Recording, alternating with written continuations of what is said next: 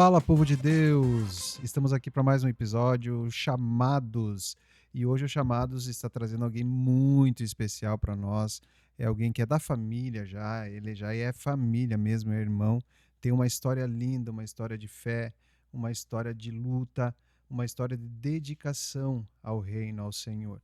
E hoje com nós aqui está o Franco Vasconcelos, né, Franco? E Souza. E sua esposa. É nóis. Carla. Deixa eu corrigir uma coisa, esse negócio de já é nossa família, assim, faz tempo, né? Muito Faz tempo, já é um bom tempo já. Uma longa caminhada. Segundo Pedro, muitos anos. Muitos anos. Então, o Franco, ele já passou por câncer, né, Franco?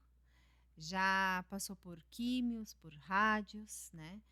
Hoje está lutando com algumas sequelas disso, né? Então, hoje nós queremos ouvir um pouquinho, porque com certeza nós não vamos poder falar toda a tua história, né? Porque nós precisaríamos de muito mais tempo para isso, né? E de toda a tua trajetória também nos Doutores da Graça, nos Doutores da Vida agora. Então, hoje nós vamos conhecer um pouquinho da história do Franco, da Carla, como casal, como um homem e uma mulher de Deus, e também como líder, né? Como um escritor, que agora eu fiquei sabendo que você escreveu um livro também, né? Tudo isso a gente vai falar. E também, agora ele está se formando em Direito, o nosso advogado. Então, muitas coisas hoje nós vamos falar sobre a vida de vocês. Amém? Vamos lá então, né? E Deus Quanto tempo eu tenho? Vamos ver. E Deus no meio de toda essa, no centro de toda essa história, né? Se não fosse ele, É. com certeza muito do que aconteceu nesse período. Vamos falar desses últimos 5 anos, pode ser? Pode. Porque senão é muita coisa mesmo para contar. Se não fosse ele no centro de tudo, essa história teria acabado lá 4 anos atrás, mais ou menos. Muito bem. Mas aí então lá, Franco, vamos lá. Como você se sente, Franco, estar aqui hoje? Porque tu fez uma viagem longa hoje. Olha, gente, para quem não sabe, ele andou Ele no viajou mínimo pra aí estar aqui. 5 horas e meia, 6 horas de carro para chegar aqui hoje, para estar fazendo esse podcast conosco aqui para edificar a tua vida, edificar a nossa vida hoje. Amém. Glória a Deus Né? pela tua vida. Então, Pela como vida você de se sente vocês. estar aqui hoje, Franco? Eu vim pela sopa, né, gente? Meu Deus, verdade. Sopa. Eu vim pela sopinha da Ioline, que a gente vai comer amanhã, mas então tá. Muitas outras sopas também. Outras sopas também. Muitas outras. É sempre bom estar em Erechim. Eu tenho vindo mais frequente agora. Faz 6 anos que eu fui embora. Mas o projeto dos doutores, né? Faço parte da coordenação no Sul aqui de um projeto de doutores de hospitais. Então, recentemente eu vim dar treinamento aqui para 2 igrejas e tenho família em Erechim, então não me desvinculei daqui. Sim, a gente está aqui em Erechim, nós somos tua família também. Tem vocês também. E hoje, acho que pela primeira vez, né, desde o início da pandemia, eu consegui trazer a Carla junto. Glória a Deus, cara. Né? Conversei com o chefe dela, disse para ele, escuta, tô indo para Erechim gravar um podcast, assim. Gostaria tanto que a Carla fosse junto, eu tenho certeza que ela vai gostar e tenho certeza que ela merece. Não merece? Merece. Ele disse sim, merece. Tá aqui a Carla. E tu, Carla, com essa caminhada, porque essa trajetória do Franco, ele não passou sozinho.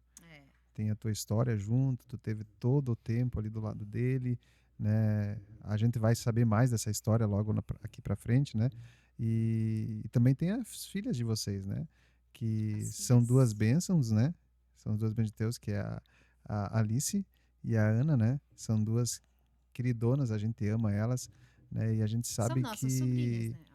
que esse tempo que vocês viveram, assim, a gente sabe que foi de milagre, né? E por isso que a gente tá aqui hoje para contar. Pra ti, como é que foi esse tempo, Carla, assim, meio esmiuçando agora, assim? Então, para mim ainda é, eu não sei se a palavra é emoção, mas foi um tempo bastante desafiador, né? Foi um processo que às vezes eu pensava assim, meu Deus, será que a gente vai dar conta, né? Porque foram muitas situações, né? Foi um momento em que, como família, né, a gente ficou mais unidos, né? Porque a gente tem as meninas e tem o Iago também. Tem o Iago. Né? Esqueci do Iago. Iago, desculpa, Iago, mas a gente lembra de ti, tá?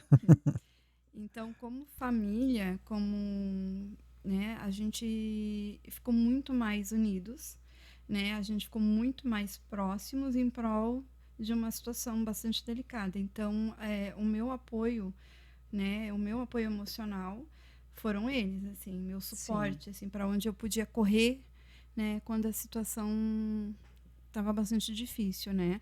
O Iago me deu bastante suporte, assim, de longe, né, porque não podia estar perto. E as meninas, a gente dividia as tarefas hospitalares e em casa também, né?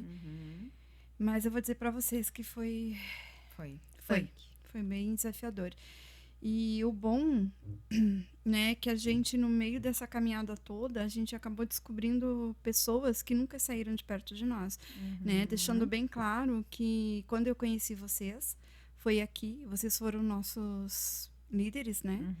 E daqui nasceu uma amizade em que, nesses momentos, eu podia pedir socorro. Como, né? Sim, mesmo longe, né? Mesmo longe. Então, mas eu digo para vocês que foi muito desafiador. E quando vocês ouvem a palavra chamados, para vocês o que significa isso? Eu acredito que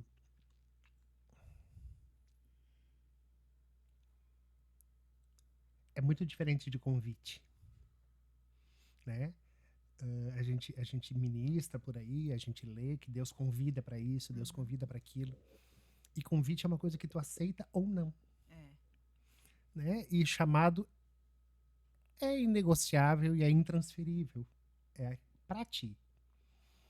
Então, muitas vezes as pessoas me perguntam, né? Tá, mas eu tive câncer 2 vezes, né? Sim. Quando o câncer voltou, as pessoas vieram me questionar, tá, mas tu já esteve até na igreja dando testemunho, e agora tu tá com câncer de novo, e onde é que tá Deus no meio disso tudo? Digo, Deus. Onde ele sempre teve, no controle. Né? E eu acho que essas situações, todas elas acabam convergendo para que o chamado se cumpra. Né? Uma frase que eu escrevi no livro tem justamente a ver com isso, né? Que as nossas feridas, elas acabam servindo de abrigo para os machucados dos outros. Então, tudo aquilo que a gente passa, tudo aquilo que acontece na vida da gente, se a gente se permitir, faz da gente outra pessoa. E essa outra pessoa pode ser melhor. Ou pode ser pior. Né? Eu acredito que ninguém passe por um câncer, 2 cânceres, e eu também não estou aqui dizendo, o herói do câncer. Não é isso. Né? Mas se deixar moldar. As pessoas, muita gente me dizia, eles chegavam perto de mim no hospital ou em casa, eu recebia muitas visitas, e eu ouvi muito isso. Porque tu é um guerreiro. Eu digo, não sou eu. Né? Não sou eu quem luto. A briga é minha, mas não sou eu quem estou lutando. Eu sei quem está lutando por mim. Né? E nos tempos em que eu não conseguia, Deus estava ali. E a Carla também. Sim. Entende? Eu não consigo pensar assim, eu não consigo imaginar nenhum momento em que ela não tivesse. Sabe? Eu sei que ela passou por muito mais do que eu, porque muitas vezes eu não estava. Sim. Eu estava medicado, eu estava dormindo, eu estava em coma, eu estava, né? Mas ela estava ali. Né? E uma atenção que, para mim, estou misturando as conversas, mas todas elas se encaixam. Uma atenção que, para mim, passou a ter outro olhar no quarto do hospital enquanto doutor palhaço, foi justamente essa. né? O acompanhante é esquecido. Né? O foco está sempre no doente, ele que está precisando disso, mas o acompanhante não está recebendo cuidado, não está recebendo atenção, não está sendo medicado. Está ali. Tá ali. E está sempre ali. Por isso que a gente fez questão que a Carla estivesse aqui contigo. Com certeza. Por causa da importância da pessoa que sempre está ao teu lado. É que nem tu falou. Nos momentos que tu estava lá em coma, ela estava ali, ciente de tudo que estava acontecendo. E na incerteza, né? Será que ele volta? Será que... Sabe? Então é importante, né? Ela estar aqui também, né? Fazer parte disso. Antes de falar sobre o hospital, diagnóstico, tratamento, tudo que você já enfrentou, você já falou um pouquinho aqui agora, a gente já se emocionou com o que vocês falaram, um pouquinho que vocês falaram já. Quem era você antes de tudo isso? Como era a sua vida, sua rotina, seus sonhos, a relação com Deus? Eu era uma pessoa muito sem tempo. Né? Eu era uma pessoa muito ocupada, muito atarefada, muito cheio de atividades, né? Eu não tinha tempo para nada, eu fazia muitas coisas, mas eu não tinha tempo para nada que valesse realmente a pena, para nada que fosse realmente importante. Eu tenho certeza que como marido e como pai, eu fui muito ausente naquele tempo. Não que hoje eu seja um super pai ou um super marido. A gente tem conversado sobre isso, eu, a Carla, as meninas, temos procurado nos ajustar nisso. Mas quando ela diz que a doença nos aproximou como família, é disso que ela fala, né? Sim. Somos outra família hoje, temos mais intimidade. A pandemia trouxe isso pra gente também, né? Que nos obrigou a conviver, junto, conviver os quatro na mesma jaula, um tempinho. E ali também a gente aprendeu algumas coisas. Mas antes eu era muito atarefado realmente, muito impaciente, muito imediatista. E eu sou muito, ainda hoje, muito certo do que eu quero, né? E em algumas coisas, se não for do jeito que eu quero, também eu não quero nada. Eu sou muito assim. E também tenho aprendido a ceder. Esse tempo de doença me fez aprender a esperar. A esperar na fila, a esperar por um leito, a esperar por um diagnóstico, a esperar pelo resultado do exame, a esperar por uma vaga, a esperar muito, né? Hoje eu ainda espero, convivo com essas esperas. E algumas pessoas chegam a me questionar assim, poxa, como é que tu aguenta? Eu digo, eu já tive tão mais longe, né? Então, eu sei que hoje eu já estou melhor do que eu já estive e sei que isso vai ser cada vez... Sei que essa melhora vai ser constante. Então, eu creio que toda essa espera vai valer a pena. Amém. Nós vamos tentar, né, nesse tempo que a gente vai ter junto. Eu não estou te ouvindo. A gente vai tentar, nesse tempo que a gente vai estar junto, falar um pouquinho, tentar falar sobre toda a tua vida, né? Resumir, porque, que nem nós falamos antes, se a gente for falar tudo, nós vamos ficar horas aqui, né? Então, a gente quer saber um pouquinho lá do comecinho, da tua infância. Como que foi a tua infância? Você já nasceu numa família cristã, porque hoje você confessa a fé cristã, evangélica, né? Você já nasceu numa família cristã ou conheceu Deus mais tarde? Conta um pouquinho para nós, assim, da tua infância, adolescência. Eu nasci no dia 30 de outubro de 1975, às 10h30 da manhã, no Hospital de Caridade em Erechim, numa família católica. Sim. Eu sou de lar católico, a minha família materna muito católica, a minha avó era muito católica. Nos finais de semana eu ia à missa com ela. E para mim, Deus era aquilo. Estudei em colégio de freira, estudei em colégio de padre, dei aula em seminário. Mais tarde fui professor de um seminário, dei aula de catequese, né? Eu sempre gostei das coisas de Deus. Sim. Mas eu achava que Deus era aquilo ali e até aquilo ali, né? Mas eu fui apresentado para um Deus julgador e um Deus que castigava, né? Eu conheci aquele Deus que castiga, né? Não faz Sim. tal coisa porque Deus castiga.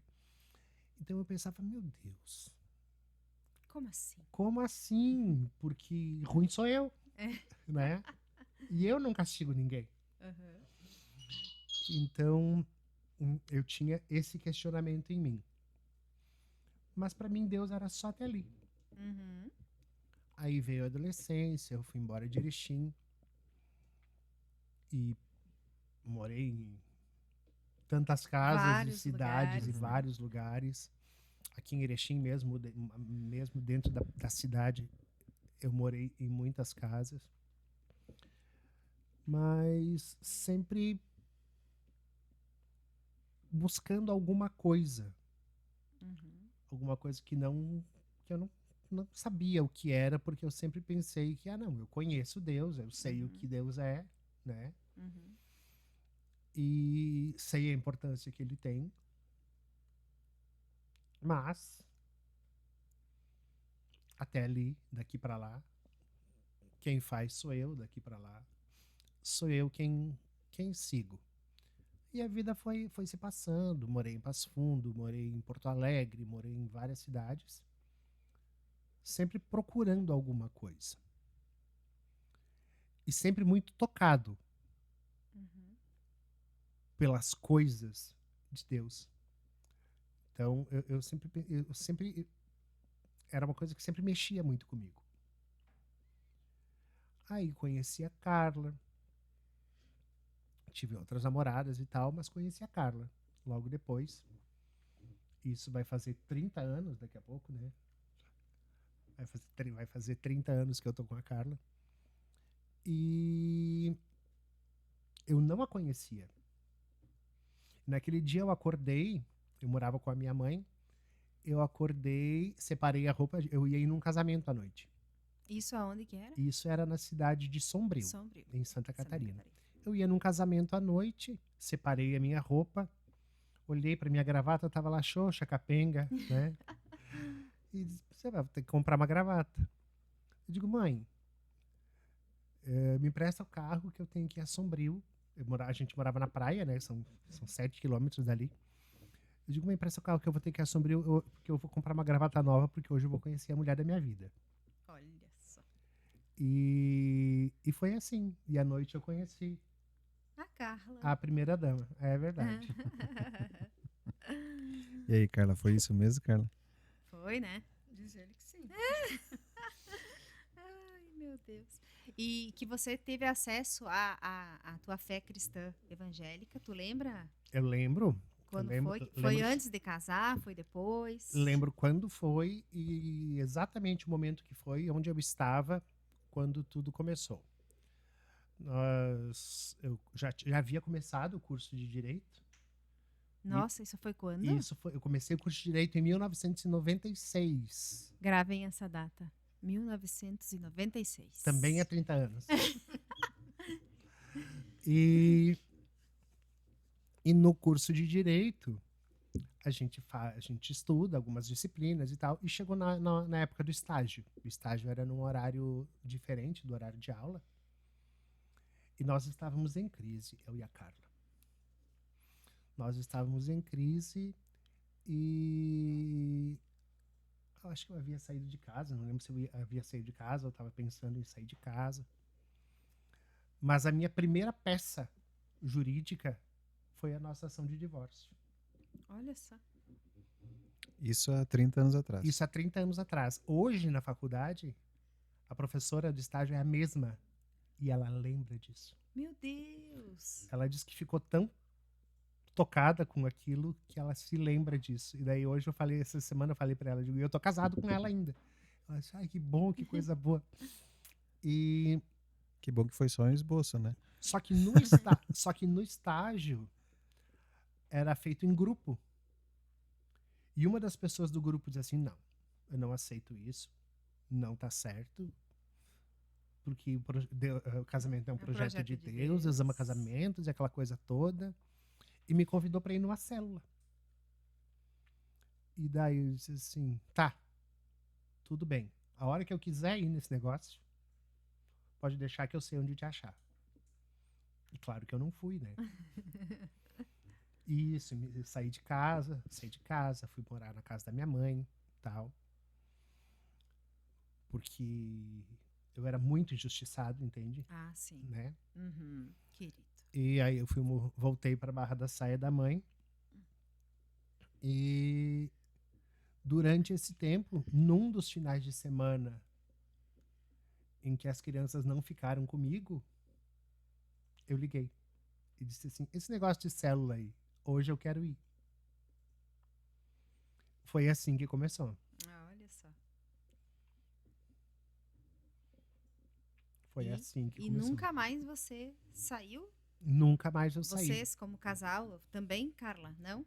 Não. Demorou um pouco mais? Muito mais, porque, como ele disse, ele tinha saído de casa, né? E naquela época, eu já venho de uma família completamente diferente da do Franco, né? Eu já nasci num lar desestruturado, né? Então, Deus, para mim, realmente era uma pessoa muito injusta, porque na minha cabeça não entendia por que uma criança ou um adulto teria que passar por tantas dificuldades, né? Sim. Então, quando nos conhecemos, a trajetória já não começou fácil, né? Já foi difícil, mas a gente foi indo até que, sem entendimento algum e sem paciência e com criança pequena, um dia o Franco olhou para mim e disse, chega, e foi embora, né? E daí eu disse assim, esse tal de Deus não existe mesmo, né? Então Deus para mim, eu custei muito a aceitar. Na verdade, acho que eu vim aceitar Deus depois que eu te conheci, e mesmo assim eu sempre te questionei muito, né? Sim. E quando o Franco, que a gente começou a pensar, porque o Franco saiu de casa, ficou 3 meses fora, eu morava numa outra cidade, a gente morava em Santa Rosa, e daí eu tava com as crianças, eu pensei, meu Deus, e agora? Como é que vai ser, né? Não acreditava em Deus, mas chamava por ele. E daí eu voltei para Gaivota, né, com as crianças pequenas, e ali a vida foi acontecendo, né? Aí o Franco pegava as crianças esse finais de semana e ele começou a voltar diferente, né? E a Ana Clara era bebê, né? Era pequenininha, a Alice era um bebezinho ainda, o Iago era um pouquinho maior. A Alice usava fralda. E cada vez que o Franco vinha buscar largar elas, ela dizia assim, deixa meu pai voltar, por favor, a gente tá com saudade do pai. A Alice nem falava direito, né? E ela dizia, mãe, deixa o pai voltar, e não sei o que. Eu dizia, não quero mais, não quero mais passar por aquilo, Deus o livre. Mas ele já estava vindo diferente, ele já estava com uma nova postura e tal. E daí... Desculpa. Aí um dia conversando com a minha irmã, que hoje já não está mais aqui, eu disse para ela, o que tu acha? Né? Tu acha que eu devo chamar ele de volta e tal? E ela disse assim para mim, Carla, eu nunca conheci uma pessoa igual ao Franco, né? Eu acho uma pena vocês estarem separadas, porque ele pode ser essa pessoa explosiva e tal, mas assim, ele é um baita de um cara, né? E porque na época ela estava separada, passando por muitas dificuldades, e daí a gente conversou bastante, até que um dia eu disse, tá bom, volta. Mas eu achei que ele não fosse voltar. Eu falei assim, tipo, de tarde, quando vi de noite, já tava de volta. Eu digo, tava só assim? esperando. E daí ele voltou, a gente voltou a morar em Sombrio, e ele começou a fugir. Todo sábado à tarde.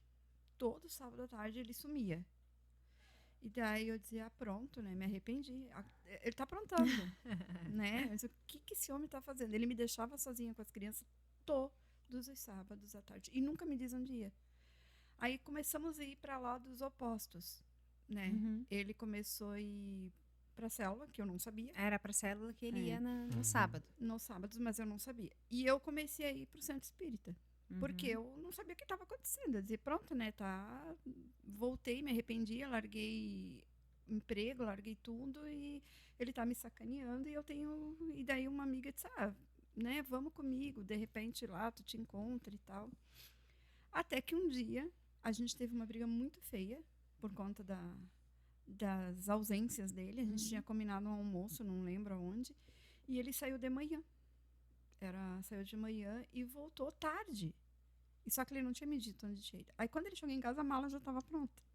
Eu digo, some, que tu tá aprontando, né? Imagina. E ele, não, eu não tô aprontando, é porque eu tô indo numa célula. Eu digo, que isso, célula? É um negócio de crente. Eu digo, claro. Eu dizia, todo vagabundo vira crente, né? Olha só. E ele, não, mas é verdade. Eu digo, pode pegar essas coisas. Vejam o que eu passei, senhores. Eu digo, pega essas coisas e some. Mas também custava contar pra ela Que luta, onde irmã. tu tava indo, né? Ele não me contou. Ia simplificar um pouquinho. Nesse dia, como eu realmente já estava decidida a botar ele porta fora, me aparece lá em casa, mas no final da tarde, acho que ele pediu socorro. Toda a igreja. Praticamente. Me aparece 2 casais, né? A Fernanda, na época, e o Daniel, né? A Dani e o Bruno. Foram tentar me convencer de que era verdade. Mas eu conhecia eles da minha época de solteira. Ela conhecia eles de quando eles eram do mundo. Sim. Aí eu dizia, a coisa só piorava. Se juntaram todos pra me enganar. Exatamente. E até que essa história foi longe, tá? Sim. Não foi assim pra eu aceitar. Aí até que um dia apareceu um senhor, né, que hoje também não tá mais aqui, que já foi pra graça, pastor Admir. E ele disse assim, não, filha, é verdade. Eu não tenho cara de mentiroso, né? Eu digo, não, o senhor tem cara de muito bonzinho até. Aí foi onde eu conheci na época, apóstolo, né? O apóstolo Ciel e a apóstola Marcela. E quando eu vi, estava realmente a igreja inteira dentro da minha casa.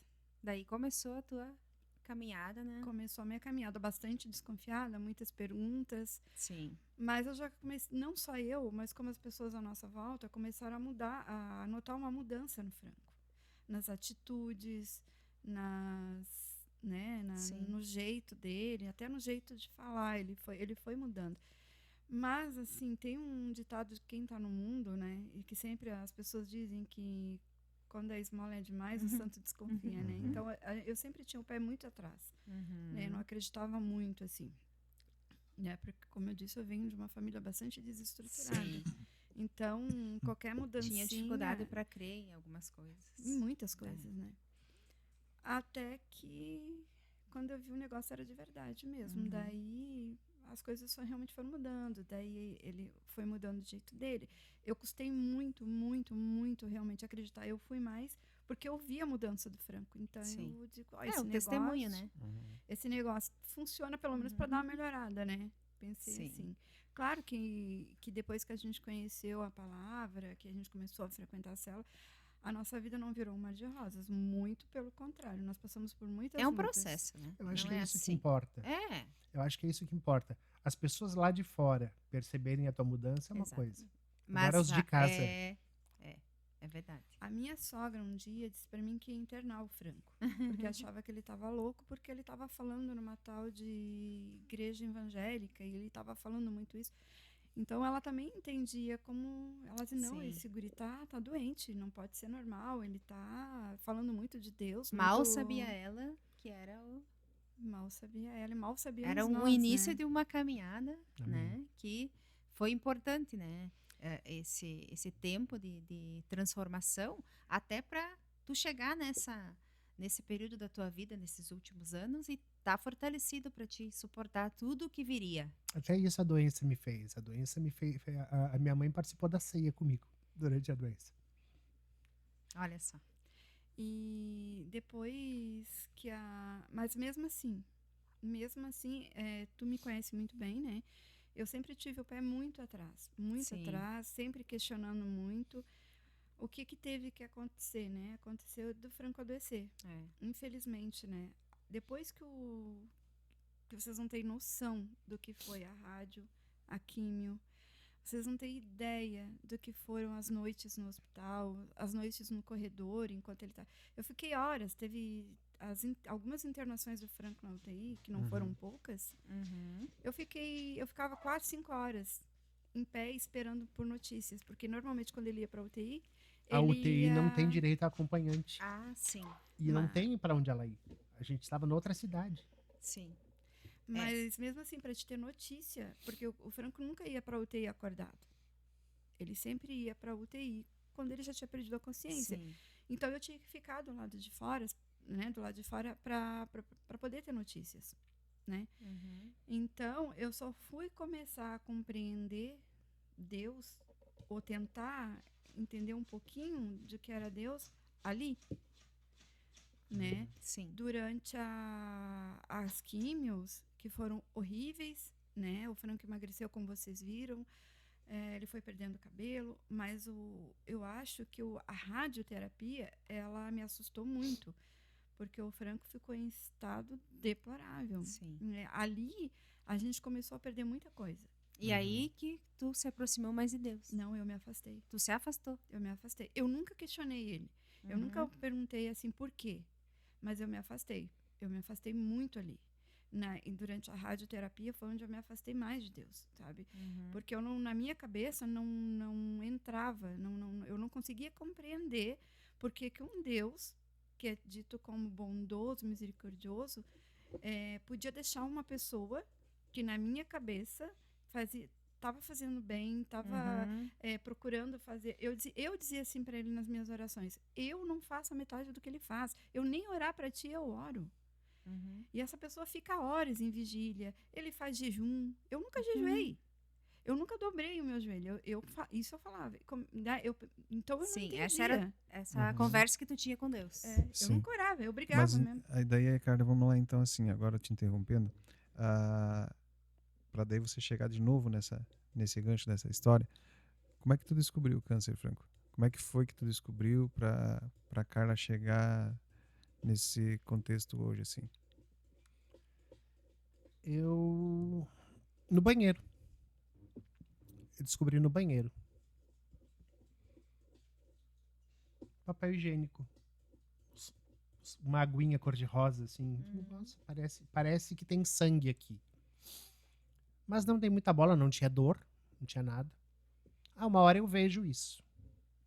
E uma hora eu fui ver. Aí um médico fez uma anamnese grande, assim, com a gente conversou muito. O senhor isso, o senhor mudou a alimentação, o senhor toma não sei o quê, o senhor... parece ser tal coisa, né? Tá. Fiz o tratamento e realmente papel higiênico passou a vir limpinho. Tô bem, né? Deu mais um mês e pouquinho, de novo fui no outro médico. Mesmo diagnóstico, mesmo tratamento. E de novo parou. Aí deu mais um tempinho e eu voltei ao banheiro e aí era sangue. Ela não tinha mais aguinha rosa, era sangue vivo. Eu digo, bom, alguma coisa séria tá acontecendo aqui. Fui num terceiro médico, uma médica.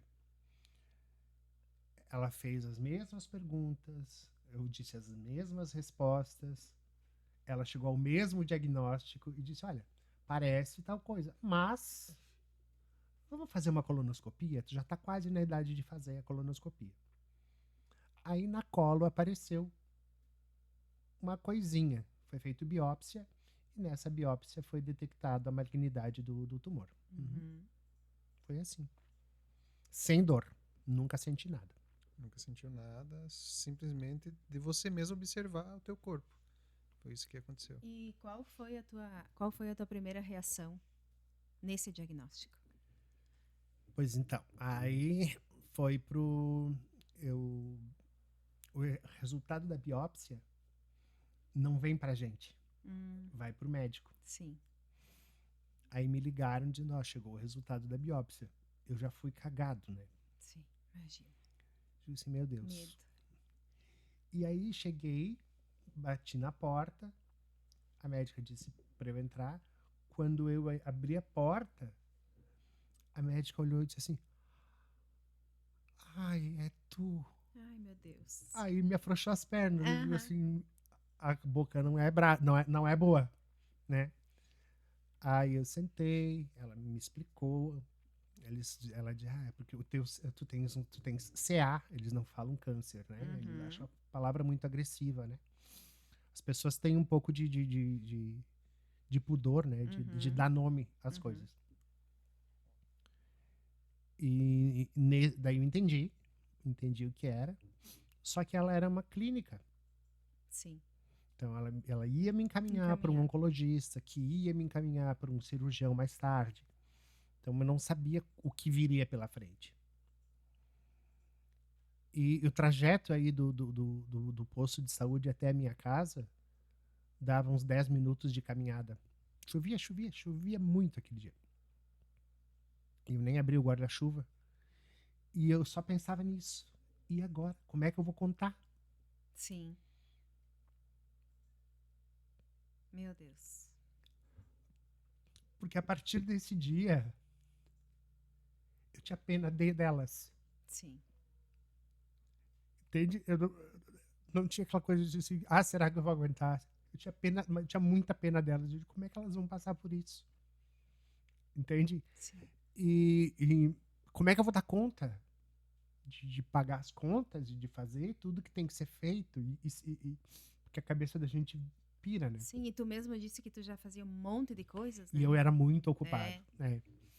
E então foi muito, muito difícil esse tempo até a primeira consulta com o oncologista e depois o cirurgião, onde eles explicaram o que aconteceria e tal. Mas eu já tinha entendido que eu não ia morrer. Eu tinha entendido, já que eu não ia morrer, eu tinha entendido também que não ia ser fácil. Sim. Tem algumas coisas que eles não contam pra gente, que a gente descobre na pele. Talvez se eu tivesse chegado à radioterapia um pouco mais preparado, eu tivesse tido menos medo na radioterapia. Eu achei que eu fosse morrer. Eu não pensei que fosse possível alguém passar por aquela dor e permanecer. Era aquilo que a Carla comentava antes, que ela não achou aquilo fora do normal. A radioterapia é horrível. É uma queimadura. E no meu caso era no intestino. Então o meu intestino foi cozido por dentro, inclusive. Sim. Então cada vez que eu precisava ir ao banheiro, cada vez que eu emagreci disso, de medo de comer. Porque eu pensava, meu Deus, eu vou comer isso aqui, uma hora eu vou ter que ir no banheiro. Sim. Então eu tinha muito medo. Sim. E isso foi a partir da 8ª, 9ª sessão, e eram 25 ao todo. Meu Deus. Então eu só pensava, meu Deus, como é que eu vou chegar lá no final? Sabe? Ontem eu estava conversando com a minha irmã sobre isso. Eu terminei a radioterapia na metade do mês de novembro. E a minha irmã me encontrou no Réveillon. Então tem meio novembro e dezembro inteiro. Sim. E no Réveillon eu ainda estava com as feridas. Não tinha mais toda aquela dor. Tão agressivo. Mas era uma coisa externa, né? Um dia eu vi uma entrevista da Ana Maria Braga. Ana Maria Braga teve o mesmo câncer. E ela diz assim, a sensação é de que alguém te esqueceu sentado numa grelha acesa. Eu não definiria melhor do que isso. Meu Deus. Mas é uma coisa assim inacreditável. Sim. Inacreditável de não ter forças de se levantar para ir pro chuveiro que é do lado. Não conseguia. Sim. E também não queria ninguém ali comigo, né? Sim. É muito difícil. Essa situação para mim. Hoje, depois de tudo, hoje eu ainda tenho problemas, né? Eu perdi na radioterapia, perdi o rim direito. Então hoje eu ainda passo problemas com esse rim. Que rim também é uma coisa que dói muito, mas não é nem perto do que foi a radioterapia. Não tô assustando, não quero assustar ninguém, mas pelo menos porque a gente ouve muito falar em químio, né? Porque a químio isso, a químio da enjoo, a químio. Mas para mim, a minha experiência com a rádio foi pior. Foi pior.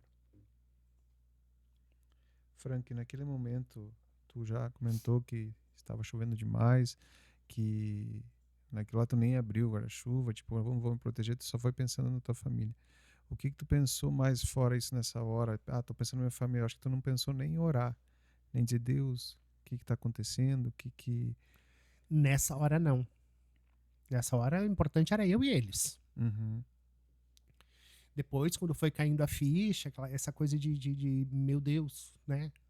Afinal, houve esse momento, esse confronto, né? Entre eu e Deus. Eu digo, Deus, porque todo mundo passa por esse momento, né? Do porquê eu. Sim. Né? Mas se a gente for pensar, cada um for se questionar, né? Do porquê eu, por que Jesus? É verdade. Né? Verdade. Então, vai entender, né? O que Deus queria com tudo isso, ou talvez nem quisesse, né? Talvez simplesmente a gente não eu entende. acredito muito, assim, que tudo que acontece na nossa vida é um propósito de Deus, né? Então, eu acredito nisso, que quando você está ali no olho do furacão, né? No meio da tempestade, você não consegue ver o propósito. Mas lá na frente, né?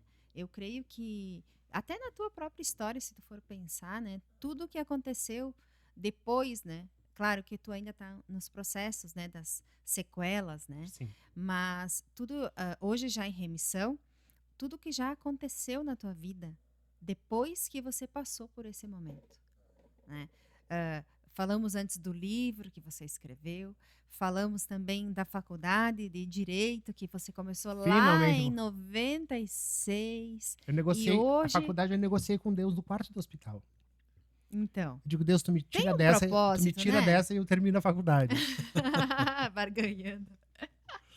Sim, né? Mas por isso que eu digo, Franco, tem um propósito, né? Tem um propósito não só na tua vida. Eu podia ter terminado a faculdade antes de passar por isso. Justamente, né? Tem um propósito não só na tua vida, mas na vida da Carla, na vida das meninas, na vida do Iago. Né? Tem um propósito, sim. Na tua vida como palhaço, né? Dos doutores, como alguém que está à frente de um projeto, né? Que agora, mais adiante, a gente vai falar sobre isso também, né? Então, assim, tudo tem um propósito. Eu acredito muito nisso. Só que, claro, que nem a Carla falou, no momento em que você está passando, tu não consegue entender o porquê tanta dor, tanto sofrimento, né? Nós aqui não vamos poder contar tudo o que aconteceu, né? Eu falo porque nós sabemos, né? Foi muita luta, né? Foi um entra e sai de hospital, entra e sai de UTI. E traz alguns questionamentos, alguns questionamentos estranhos, né? Porque depois que tu é curado de um câncer, uma vez, 2 vezes, e aí a gente começa a pensar, eu pensava, meu Deus do céu, eu sou tão mais podre do que tanta gente que Deus não curou. Uhum. Né? Eu sou tão menos merecedor do que tanta gente que Deus não curou. Isso é o que tu achava, né? Então, a partir de agora, eu não posso mais achar nada errado. Não posso mais reclamar de nada, não posso mais... Posso, na verdade. Porque eu continuo sendo gente. Sim. Né? Mas a gente se sente em débito daí. Uhum. Sente constrangido reclamar de alguma coisa. Mas a gente não perde a humanidade. Então, quando vem a reclamação, né, a gente fica meio... Mesmo no auge da dificuldade, uma coisa que eu falo muito da enfermeira que cuidava de mim. A Aline, ela ia lá em casa e eu não abria a boca. Nunca. Uhum. Ela dizia assim, Franco, eu sei que tá doendo. Me xinga. Querida. Briga. Chora. Fala alguma coisa. Eu sei que tá doendo, e tá doendo muito. Eu sei disso. Então, claro, né, uma pessoa com fome, com dor, com medo. Sim. E com sono, muitas vezes eu fui extremamente, não digo nem indelicado, mas grosseiro mesmo, com as pessoas que estavam à minha volta. Mas era uma coisa que, na hora que eu fazia, eu já me dava uma crise de choro, porque eu já sabia que era errado. E são sentimentos que a gente vai aprendendo. É um misto, né? Vai nos trazendo uma inteligência emocional também, Sim. que a gente não tinha antes. Hoje eu sei lidar mais com as minhas emoções. Mas eu ainda tenho vontade de reclamar. Eu ainda tenho vontade de reclamar. Hoje, a cada 45 dias, eu passo por uma cirurgia. Cada 45. Cada 75 a 90 dias, eu passo por uma cirurgia para troca de um catéter. Eu fico insuportável na semana antes e na semana depois. E eu sei disso. Porque vem a ansiedade, vem o medo de outra cirurgia, de outra anestesia, outra internação. No meio dessas trocas, já tive vários problemas, bactérias, infecções, difícil lidar com a incerteza. Emocionalmente com isso, né? Com a incerteza, porque é muitas né? coisas. Né? Aquela coisa de contar a minha vida a cada 90 dias. Por exemplo, no casamento da Alice, você estava com uma bactéria. Você não estava bem. Eu estava com febre. E logo depois você foi internado, né? Então, é difícil, é um misto de emoções que vem, né? E quando... Não tem como, né? Não tem como tu não ficar, às vezes, reclamando mesmo. Mas sempre voltando, né, ao propósito. A gente passa, né? Tipo, que nem tu falou assim, tu tem vontade de reclamar. Tu tem vontade. Mas porque é muito ruim sentir dor todos os dias. Sim, justamente. Mas sempre tu entende que Deus tá no controle, né? Mas mesmo assim tu sente dor. Mesmo assim, é difícil voltar todas essas vezes. Eu entendo, mas eu me distraio muitas vezes. Sim. Franco, mas é porque você é humano, né? E essa pergunta agora que eu vou fazer para ti, serve tanto para ti quanto para Carla. Como foi viver uma luta que parecia não terminar? Entrar no hospital, sai do hospital, tô com infecção, tô na UTI, não tô na UTI. A gente recebia as notícias, a gente recebia a Alice... A gente ficava preocupado que às vezes a Alice ligava pra gente. Desculpa, só é que é bem... Mas a gente recebia, sabe, ligações às vezes da Alice. É a Alice que tá ligando.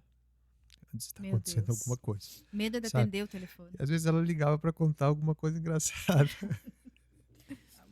Foram algumas coisas engraçadas. Né? A gente... Talvez as pessoas que estão nos vendo agora não entendam o porquê do choro, o porquê da emoção. É porque quando a gente aprende a amar as pessoas, aprende a amar alguém, a gente ama de verdade, né? A gente não mente o que a gente sente, né? E o Franco, para nós, nossa família, o Franco, a Carla, as meninas, são família para nós, entende? O Iago, eu conheci ele, era um molecão, era um gurizão, pequenininho, as meninas nem se falam. Agora ele é o doutor Iago. Agora é o doutor Iago, agora é formado, advogado. As meninas, né? Então, todo esse processo, o que vocês sentiram nesse processo, assim, tipo, hoje eu tô bem. Porque muitas vezes eu te ligava, como é que tu tá, Franco? Hoje não tô legal, hoje tô bem, hoje tô legal, hoje eu não senti dor, hoje eu não senti nada, sabe? E tem dia que eu ligo pra ti, Franco, tô no hospital. Jefferson, eu tinha muito medo de não acordar. Sim. Então eu dormia muito mal. Eu tinha insônia muito frequente. Porque eu tinha medo. Tanto que quando eu fui para casa, a Carla montou o quarto para mim esperar, aquela coisa toda. Eu digo, não, vou ficar aqui. Porque eu no quarto, o quarto era isolado, né? Uhum. Aí ela montou de novo tudo, fez a minha mudança para a sala. Então, na sala eu tinha visão do que estava acontecendo. E para mim aquilo me ajudou bastante. Uhum.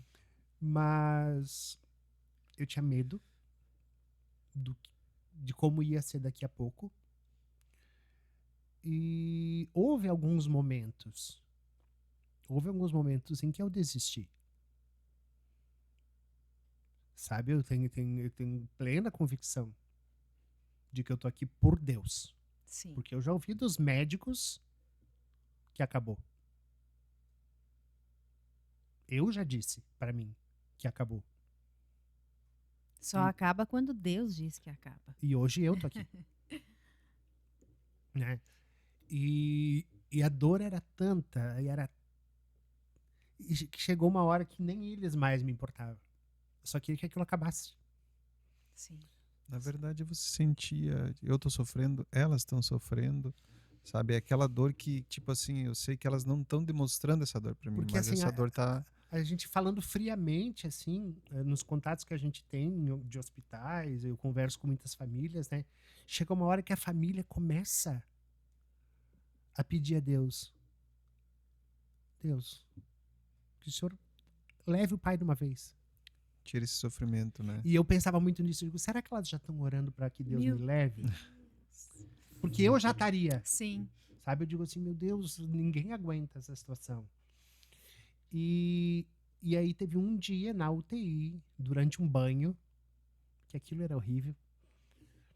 Eles pegam a gente como se a gente fosse um saco de batatas, assim, né? A gente não é um peso morto.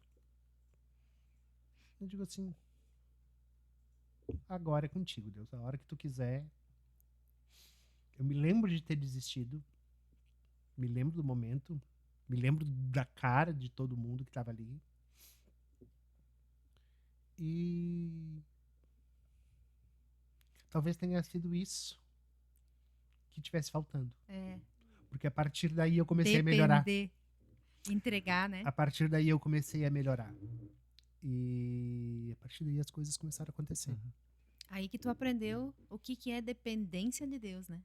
Porque não tinha mais o que fazer, né? Os diagnósticos eram contrários. Eles não conseguiam nem fazer um exame de sangue mais em mim. Não tinha mais onde furar e não tinha mais. E pra ti, Carla, o que esse tempo que tu, no mínimo, tu pensava, meu Deus, isso não vai terminar. Para falar bem a verdade, para te falar bem a verdade, eu não pensava nada. Né? Eu só pensava em lutar pelos direitos do Franco no hospital. O Franco comentou ali uma frase em que a Aline dizia para ele, fala para mim, né? Sim. Ele só esqueceu de falar que ele não conseguia falar. Porque ele não estava falando. Ele não falava porque ele teve o... Como é que é o nome? Eu tive esofagite. Sim. Ele teve a queimada. Por causa da rádio também. Do entubamento. Do entubamento. Ele ficou muito tempo entubado. Então, ele não falava. E assim, tem muitos momentos emocionantes na nossa história, né?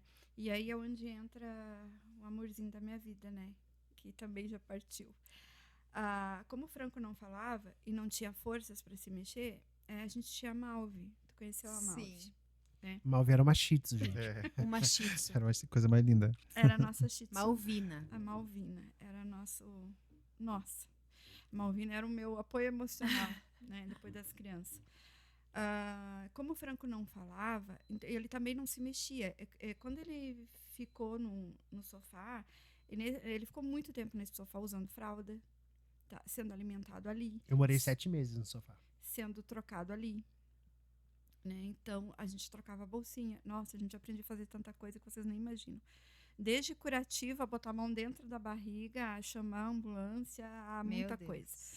Aí, como o Franco não falava, né, onde me perguntou como é que era para nós, teve uma situação que a Malvina, eu sempre digo, a Malvina, ela salvou o Franco.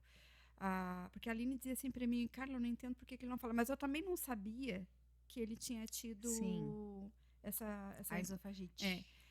Eu só fui saber na internação seguinte. Né? Porque o que acontece? Quando tu tá no hospital pelo SUS, é muito diferente de um plano ou de um particular, né? Embora a gente pague imposto, a gente, né, faz muita coisa, eu sei que o SUS fez muito por nós, né? A gente é muito grato, mas a gente teve que correr muito atrás. Sim. Gente, vocês não têm noção do que é andar dentro daquele hospital. Eu conheço o hospital inteiro, de tanto caminhar atrás de médico. E esse hospital que tu fala era onde? São José, em Criciúma. Gigante, hospital é uma cidade. Então, assim, hoje engordei, mas na época eu emagreci bastante de tanto caminhar. Voltando, né? Eu fiquei muitas noites sem dormir, porque o Franco precisava de troca de curativo a cada 2 minutos. O curativo dele molhava muito rápido, porque ele tinha uma secreção infinita. Então, quando ela fala 2 minutos, é mesmo. Não dava não é tempo. exagero. Tu trocava um curativo e de repente ele estava molhado e não podia deixar. Sim. Então eu passava noites em claro. Né? E até eu brinco que eu comprei um micro-ondas porque eu queimava muito o soro, porque a gente tinha que esquentar em banho-maria, né? E eu não gostava de usar micro-ondas na época. Até que eu comecei a queimar muito, porque eu cochilava em pé no fogão. Sim. Aí até que um dia a Alice, mãe, vamos comprar um mico para ver se essa situação resolve. Aí, quando a Aline perguntou por que ele não falava e tal, ela não entendia, porque ela queria que ele não esboçava nada. E daí ela disse assim, tem alguma coisa errada, tem que ver isso. Aí foi onde eu descobri. Porque eu tava na cozinha fazendo um chá, alguma coisa para ele, e a cachorrinha começou a latir. Ela ia da sala para a cozinha, da cozinha para a sala, assim, e eu disse, meu Deus, fui ver o que estava acontecendo. Ele tinha caído de lado e já estava assim, sufocando. Né? E ela foi avisar. Ela foi avisar. Aí eu chamei a Aline, né, porque eu não sabia o que fazer. Ele já estava com os lábios roxos e tal. Aí a Aline veio correndo e disse assim, vamos chamar um carro e vamos ter que levar para o hospital. E que ele não tá bem, né? E daí a gente foi pro hospital, pro São José. E lá no hospital eu descobri que ele tinha tido, então, essa queimadura, né? E daí a Aline fez a gente comprar aquele travesseiro... Um travesseiro estranho que me deixava assim. Pra ele não curvar mais, né? Então, eu não... Noites sem dormir, muitas noites sem dormir. A Alice chegava da faculdade e inventava um trabalhinho, sabe? Para poder eu dar uma descansada e ela cuidar dele. A Alice me ajudou a trocar bolsinha, a fazer curativo. Tinha algumas coisas que ela não conseguia fazer, né? E eu também não permitia, assim, porque eu achava que era muita coisa para ela também, né? A Ana, indispensável, nem se fala, né? Em Criciúma, assim, meu Deus, eu acho que Deus levou a Ana para Criciúma no momento certo, né? Porque lá a gente precisou muito dela, eu principalmente, né? Eu morei na casa dela durante toda a quimioterapia e a rádio, né? Sim. Ele e um potinho azul. Jefferson, eu não conseguia pensar. Eu não pensava, assim, eu não sentia, apesar de todo o cansaço, eu não sentia cansaço, eu não sentia dor, eu só sentia medo. Sabe? Eu tinha um medo, assim, eu tinha até medo de conversar com Deus e ele levar o Franco. Porque a última vez, né, em que o Franco foi para a UTI, foi muito sério. Ele foi inconsciente, ele foi... Sabe aquela cena de filme? Foi quando eu desisti. Que tu vê, assim, ó, a enfermeira em cima dele, fazendo aquela massagem para reanimar, cilindro de oxigênio, e uma coisa absurda. Sim. Né? Aí, depois de muitas horas na UTI, eu consegui entrar, que a médica permitiu, porque ele estava inconsciente, né? E daí eu comecei a conversar com ele, e eu disse, Franco, tu tem uma família, tu tem as tuas filhas, né? Tenta lutar mais um pouquinho, eu sei que tá difícil, mas vamos lá, força, tu ainda tem... Aí eu comecei a falar coisas para ele e comecei a acreditar no que eu estava falando. Eu disse assim, Deus tem algo na tua vida, de repente até para outras pessoas, né? Né? Tu ainda tem muito o que fazer. Ele já fazia parte do Doutores, né? Naquela época eu também fazia, eu me ausentei, porque para entrar no hospital hoje para mim é complicado. Sim. Né? E daí eu vi só uma lágrima escorrendo do olho dele. Eu disse, meu Deus, ele ouviu. Aí eu disse para as meninas, quando vocês forem na UTI ver o pai, conversem com ele, porque ele ouve, a gente sabe que ele ouve, né? E eu acho que o Franco, quando ele fala que desistiu, porque assim, ó, como passamos por muitas coisas, a maioria dos companheiros de quarto e de luta se foram. Então, acho que ele pensava, eu vou também. Tá chegando a minha vez. Tá chegando a minha vez. Daqui a pouco eu sorteio a minha bolinha, porque na oncologia é normal morrer, é comum morrer. Sim. E muita gente. Eu fiquei muito tempo ali. Sim. Então era muita gente morrendo ao meu redor. Meu cairão. Meu Deus. Agora, eu não fui atingido. Amém. Por isso o propósito, né? Eu só me dei conta da gravidade de toda a situação quando a situação passou. Sim, que daí baixou a baixou, adrenalina. porque eu não tinha tempo. Eu não tinha tempo para pensar, eu não tinha tempo para comer, eu não tinha tempo para dormir, eu não tinha tempo.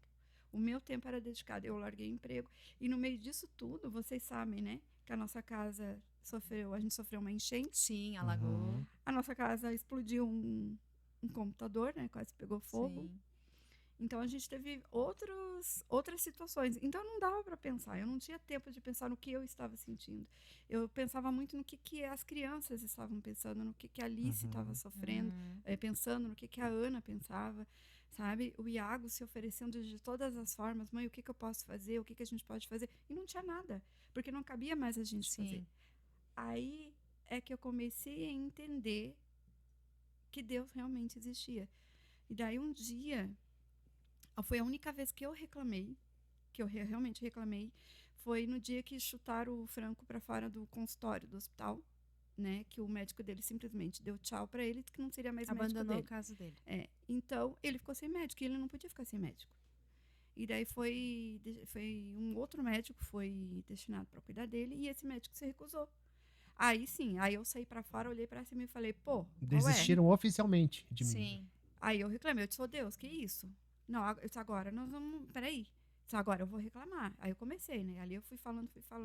Aí voltei para dentro do hospital, fiz um banzé, que não adiantou de muita coisa. Depois, outro dia depois, volto com o Franco mal pro hospital, né? E dali eu comecei a entender que tinha alguma coisa, que, né? Que tudo aquilo era tinha tanto para mim, tanto na minha vida, na vida das meninas, na vida do Iago, né? Sim. E na vida do Franco. Ali eu entendi. Aí, quando o Franco foi começar a melhorar, a gente começou a olhar ao redor. A gente começou a olhar um passarinho cantando. A gente começou a prestar atenção numa chuva que caía. A gente começou a prestar atenção nas bobiças, nas conversas, nas risadas. A gente começou a prestar atenção nas pequenas coisas. E para mim, eu entendi que Deus existia nas pequenas coisas e não nas grandes coisas. Sim. Né? Sim. Ele existe nas grandes coisas também, mas eu comecei a perceber Deus nos pequenos detalhes, né? Hoje a gente veio conversando no carro sobre isso, né? Sobre situações que aconteceram no hospital.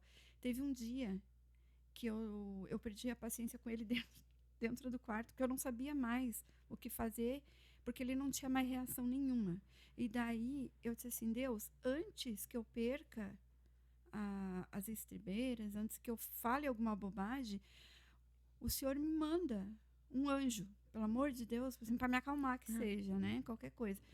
E nisso batem na porta e entra uma enfermeira e olha pro Franco e ele tava com uma lágrima escorrendo. Ivy era o nome da enfermeira. E ela entrou cantando, tá chorando porque... Olha só. Aí, meu Deus. Eu falei, meu Deus. E ela entrou cantando aquela música para ele, sabe?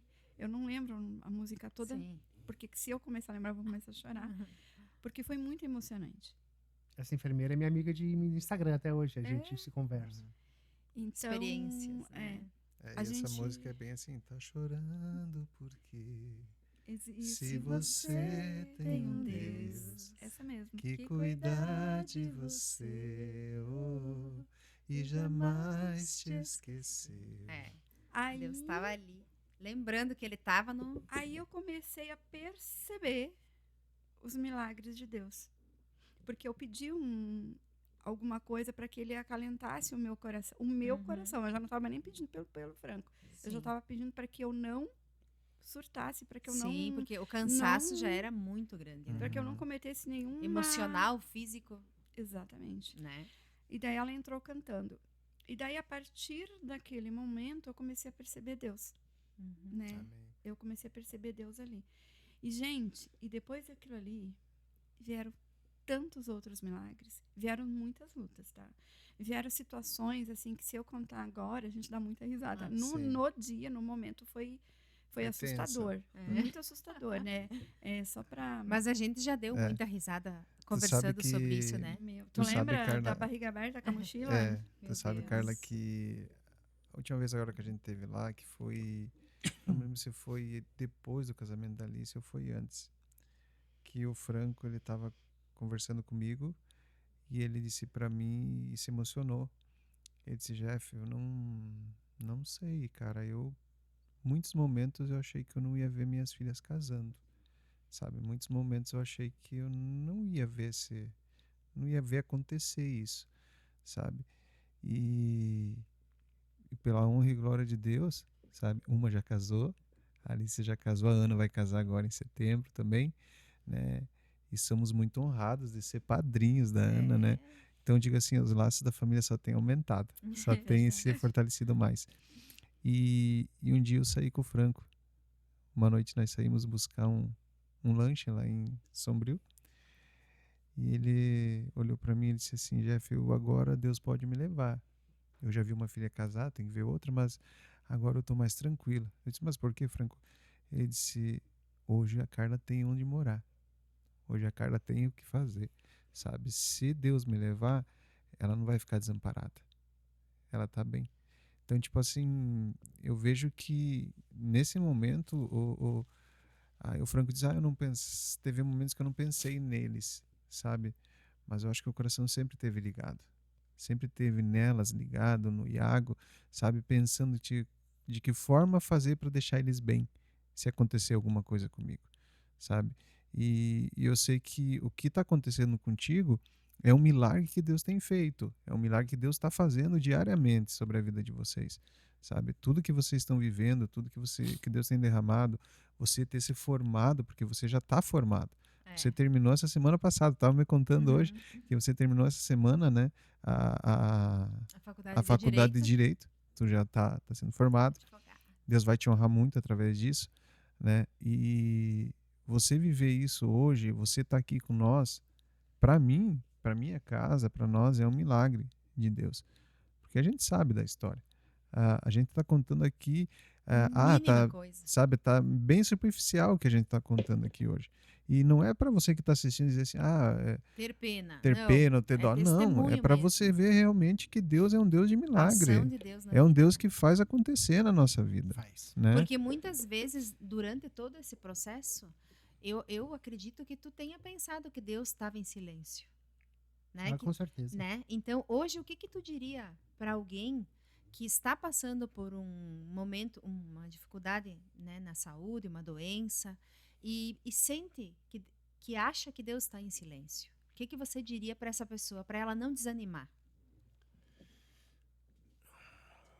Que o silêncio de Deus às vezes é melhor do que uma palavra que tu não quer ouvir. É verdade. Isso é verdade. E mesmo quando ele está em silêncio, como é que eu costumo dizer? Ele pode estar em silêncio, mas ele não está quieto. Né? Ele está trabalhando. Ele está trabalhando. Em prol. Então, eu aprendi, e se alguém que estiver nos ouvindo, que seja uma pessoa, aprender isso também, né? Que bom que eu falei. Mas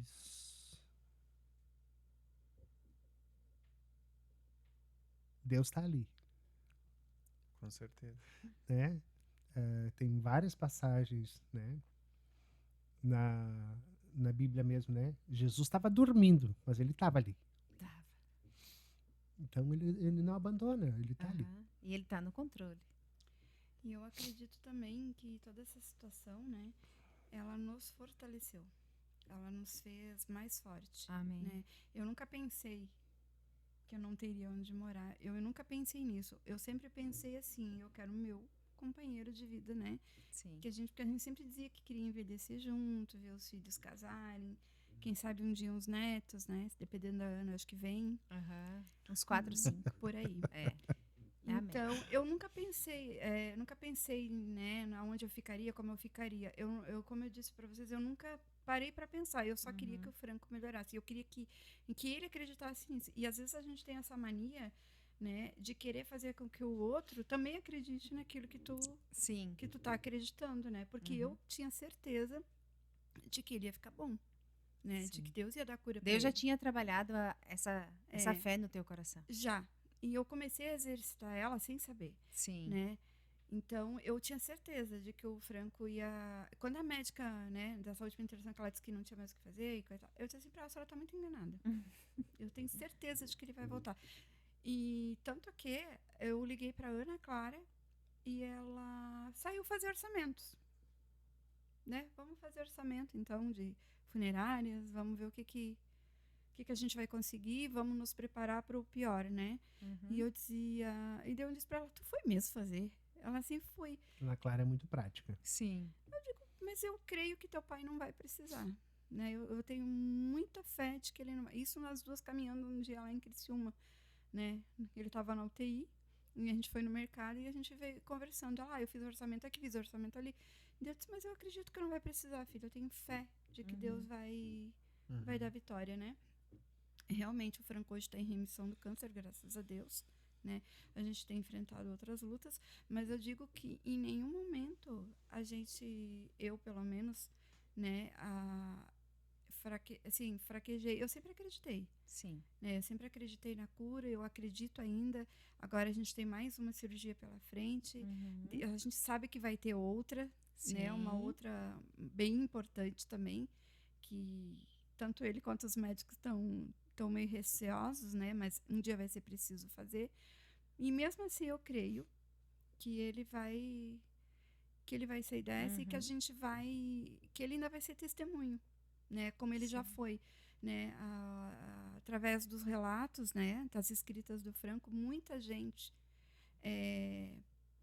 veio falar, inclusive para ele, para mim, sobre a doença, de que teve pessoas que estavam doentes, tinham medo de falar para a família, né? Com medo do que a família fosse pensar ou agir, como não saber o que fazer, né? Sim. Então eu acredito assim, e aí eu disse para ele, Franco, esses relatos mostram que tu tem um propósito. No início eu me questionava. Eu escrevia, né? Eu comecei a escrever no meu Instagram uma espécie de diário de bordo, né? Do hospital, e me questionei muito no início. Será que eu não estou me expondo demais? Será que eu não estou parecendo um coitadinho? Será? E eu ficava nessa, sabe? E será que eu estou escrevendo direito? Será que não tem muito erro? Será que isso... Porque a minha coordenação motora ficou muito ruim. Tem textos mais antigos que eu leio e digo, meu Deus do céu. Um que outro errinho. Eu escrevi isso. Né? Mas a primeira vez, o primeiro testemunho que eu ouvi sobre isso foi de uma menina que ela disse assim, eu já estou fazendo quimioterapia e eu ainda não contei para minha família que eu tenho câncer. E hoje eu vou contar por causa tua. Eu digo, que bom que eu estou escrevendo. Então, já valeu a pena. Né? Já valeu a pena. Então, tem bastante coisa no meu Instagram, o pessoal que tiver... Depois a gente vai deixar, né? Pode procurar lá. É Franco Vasconcelos, com LL. E tem bastante coisa ali. E como que é, né? Você que já passou por tanta coisa dentro dos hospitais, muita coisa, levar através dos doutores um alívio, né? Um abraço para essas pessoas que estão ali, talvez, passando por tantas coisas quanto você passou, ou até piores, né? Se é que pode existir, né? Mas eu acredito até que com certeza. Né? Como que é para ti hoje estar à frente, né, do Doutores da Vida, já esteve à frente do Doutores da Graça? Conta para nós rapidinho como que surgiu isso na tua vida. Foi bem antes, né, de você ficar doente, já os Doutores da Graça? Sim. E depois a continuidade que você deu, resuma para nós aqui. Sim, os Doutores da Graça começou lá em Canoas, né? Quando eu trabalhava no tribunal, aprendi lá, fiz o treinamento lá e tal. Depois, quando voltei para Erechim, a gente fez o treinamento aqui em Erechim. Aqui em Erechim existe os Doutores da Graça até hoje. Eu fui coordenador, hoje quem faz é a Lili. E hoje lá em Sombrio, os Doutores da Vida, né? Quem coordena é a Dirlene, mas eu faço parte ali com eles. Me trouxe um outro olhar. Tanto do paciente, quanto do acompanhante, quanto do corpo clínico.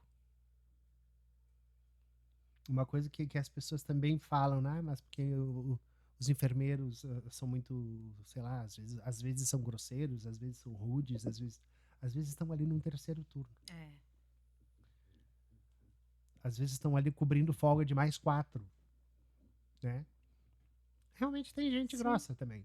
Mas a grande maioria não é. E um dos momentos que eu mais me lembro do hospital, talvez por ser doutor palhaço, foi um dia que eu recebi uma visita de um doutor palhaço. Eu recebi de uma doutora palhaça, né? Recebi uma visita, eram 2 palhaças e um violeiro. E ela entrou no quarto e A fisioterapeuta tinha estado no quarto, né? A fisioterapeuta tinha tentado me colocar em pé e eu não conseguia. Não conseguia e eu tinha muita dor. E a palhaça perguntou assim: tu já conhece os teus vizinhos dos outros? Perguntou quanto tempo fazia que eu tava ali. Eu digo, tô aqui faz toda a vida. E tu conhece os teus vizinhos aqui dos quartos? Não, eu não consigo sair e tal, não consigo ficar em pé. Vamos fazer uma visita? Vamos conhecer esses vizinhos? Digo, não consigo sair dali. E foi me dando um pavor. Mas aí começou a música, aí começou alguma coisa assim. E quando eu vi, eu tava caminhando no corredor. Então, a minha primeira experiência de voltar a caminhar foi numa visita de doutores. Então, é uma coisa que, para mim, foi muito tocante. Porque eu sei que é uma ferramenta poderosa. Sim. Eu sei que Deus faz através daquilo ali. Muita gente questiona, mas um palhaço, né? Eu sei que Deus faz. E eu sei de ter experimentado. Sim. Porque até então, eu dava os treinamentos, eu fazia as visitas, né? Durante a doença, eu ajudei a formar várias turmas, vários ministérios. Sim. Né? De, centenas de novos palhaços durante a doença. A gente acabou fazendo um módulo online, né? Tem a parte prática, mas a gente acabou fazendo um módulo online para eu poder participar durante a doença. E depois eu dei muitos treinamentos presenciais também. Mas é outra visão. É outra visão completamente diferente. E hoje tu vê que é muito importante mesmo esse trabalho. Porque às vezes tu ainda estava amparado, né? Tu tinha a Carla, tinha as meninas, né? Mas tem muita gente, eu acredito, no hospital que às vezes está sozinha lá. Né? E para essas pessoas é ainda mais importante. Sim, existe um momento quando o palhaço tá ali em que eu deixei de ser o 212B. Sim. E voltei a ser o Franco. Entende? Sim. E daí em 186 dias de internação, eu tive 20 minutos em que aquilo tudo não existia mais. Sim. Entende? E isso para quem tá internado, depois a gente recebe muitos feedbacks, né? Muitos relatórios em relação a isso, de pacientes que a gente visitou e tal, através do Instagram mesmo. Isso é muito bom. Isso nos faz continuar. Sim. As pessoas me perguntam, mas tu ainda vai? Eu digo, ainda vou. Né? A última vez que eu estive aqui em Erechim, no Santa Terezinha, eu cheguei até uma porta, a porta onde morreu meu pai. Sim. Né? Cheguei naquela porta e digo assim, dei uma travada. Mas eu sei que a pessoa que está lá dentro não é meu pai. Sim. E sei que a pessoa que está lá dentro merece esse momento. Né? Tem uma máxima, uma frase de um médico americano que a gente usa estampada nas nossas camisetas que diz isso, né? Que é comprimidos aliviam a dor, mas só o amor alivia o sofrimento. E é verdade. É verdade. Né? Para quem está sofrendo, não tem remédio. E o que tu acha que esse projeto dos doutores revela sobre o teu chamado?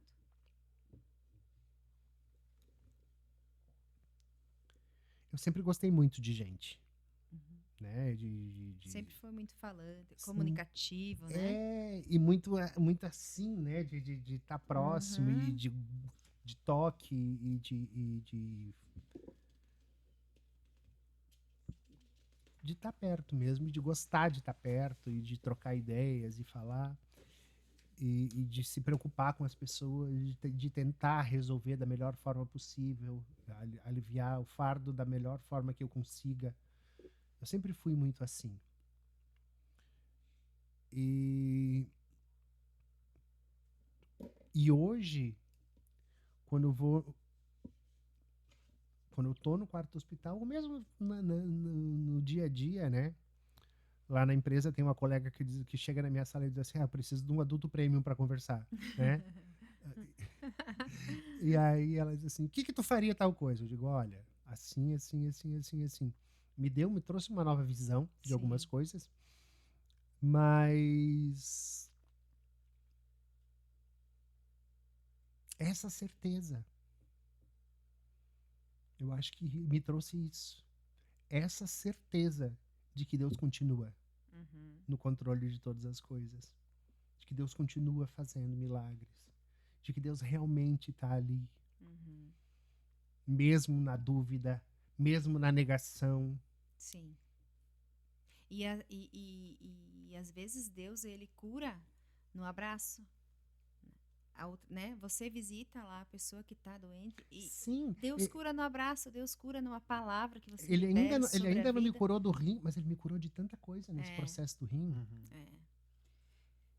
O Jefferson mesmo teve, né, uma experiência de Deus curar uma pessoa através de um abraço que ele deu na pessoa.